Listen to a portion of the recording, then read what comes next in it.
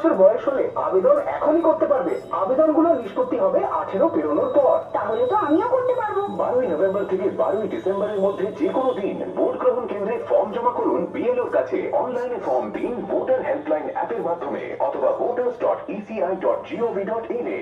আরো জানতে ফোন করুন 1950 টোল ফ্রি নম্বরে। পশ্চিমবঙ্গের মুখ্য নির্বাচনী আধিকারিক দ্বারা জনস্বার্থে প্রচারিত।